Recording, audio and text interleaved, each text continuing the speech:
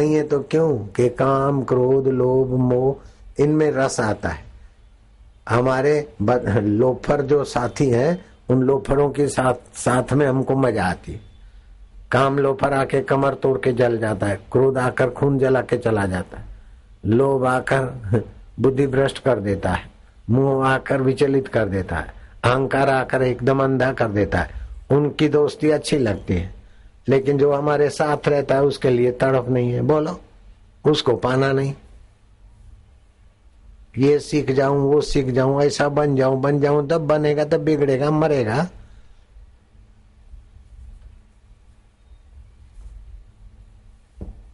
वो महात्मा से पूछा, योगी महात्मा ने मस्तराम महाराज से पूछा, तुम आजकल कहाँ सोते हो? बोले बाबा कभी तो धरती पे सोता हूं, कभी जल पर, कभी वायु पे। बोले बस अग्नि पे? बोले अग्नि पे भी कभी सो लेता हूं। आकाश में नहीं सोना सीखे? बोले अभी नहीं सीखा हूं। वो चुनीलाल में से पूज्य मोटा, सूरत में उनका आश्रम है, नडियाद में उनका आश्रम। मोटा सुनते ही दंग रह गया कि हमारे योगी बाबा आकाश में। बोले आकाश में ही सोते? मैं तो उनके साथ रहता हूँ, रोज देखता हूँ पलंग पे सोते या धरती पे सोते। मस्तराम बाबा को बोलते मैं तो आकाश में ही सोता हूँ। ये संतों के गूढ़ रहस्य मेरे समझ में नहीं आया। और उस संत ने कहा, मस्तराम संत ने, बोले मैं अभी आकाश में सोने तक नहीं पहुंचा हूं। मैं तो कभी अग्नि पे, कभी वायु पे, कभी जल पर, कभी पृथ्वी पे।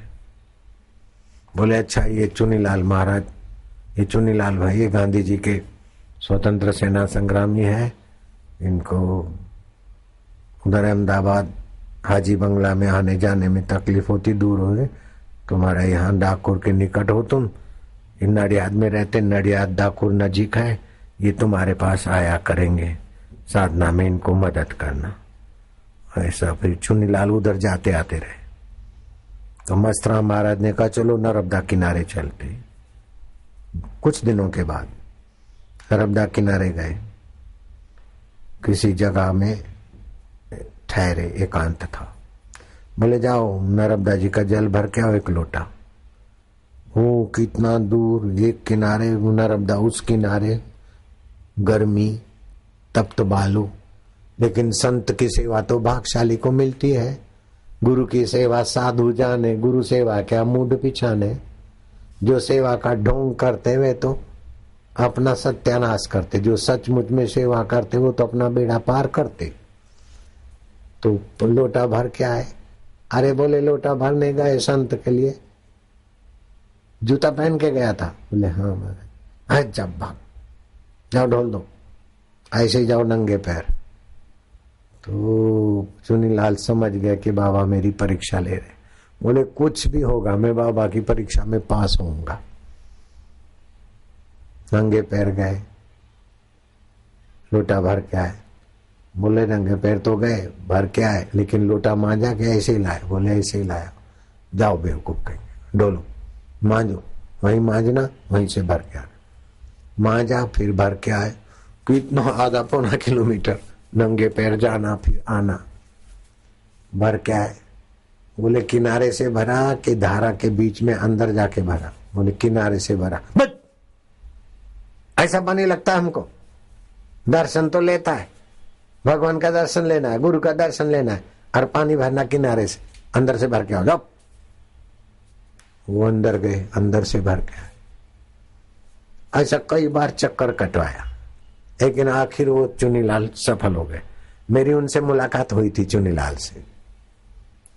तब चुनीलाल नहीं थे, पूज्य मोटा महाराज के नाम से जब मेरी मुलाकात हुई। ये तो उनका शुरुआती नाम चुनीलाल भाई था।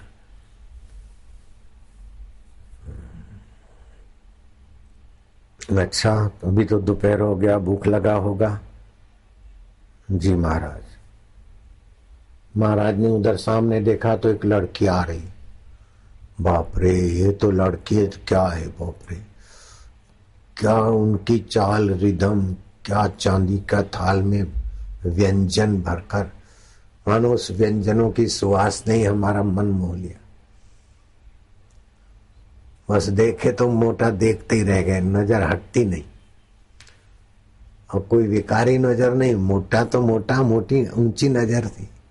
उस कन्या को देखे तो मानो अमृत पान कर रहे, जैसे गोपियां कृष्ण को देखकर अमृत पान करती, भक्त भगवान को देखकर अमृत पान करता है, शिष्य सदगुरु को देखकर अमृत पान करता है, दर्शन का अमृत पान। नजरों से वे निहाल हो जाते जो संतों की नजरों में आ जाते। तो ऐसी कन्या को देखते देखते मोटा चुन्नीलाल देखते ही रह गए। चाल भी ऐसी कि कोई धरती की तो ये कन्या ही नहीं। आई और बाबा के आगे थाल रखा, चांदी का थाल भोजन से सज्ज। बाबा ने कहा अच्छा ये भूखा था, ठीक मौके पे आ गई हूं।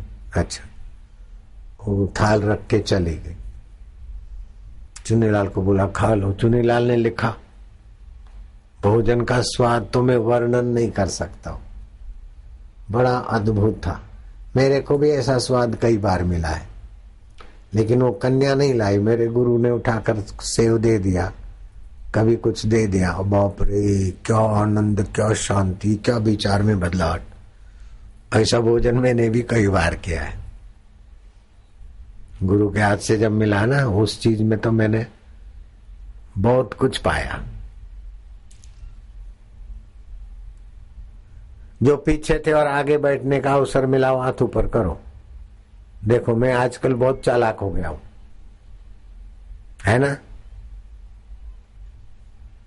वो दूर बेचारे धूप में पीछे बैठे, उनको नजीक। कैसा स्पेशल सत्संग है ना, ऐसा कभी सुना था क्या? वो कन्या तो चली गई, भोजन खाए, थोड़ा शाम हुई, फिर रात्रि हुई, तो वो दूसरी कन्या आई। वो घेटा बकरा गाय भैंस रखते न, अहीर जाति का भरवाड़, भरवाड़ होते न जो मालधारी होते, दूध बेचने वाले, उस रूप से, और बर्तन भी उसी प्रकार के, खाना भी उसी प्रकार का। वो कन्या ला रही, वो दूसरे रूप की कन्या। बाजरे की रोटी है, कड़ी है, बैंगन की सब्जी है, कुछ खिचड़ी है, जैसा वो लोग खाते देहाती, लेकिन स्वाद अनुपम था। रात्रि को आराम किया, सुबह मस्तराम बाबा ने कहा चलो अब सामान संभाला।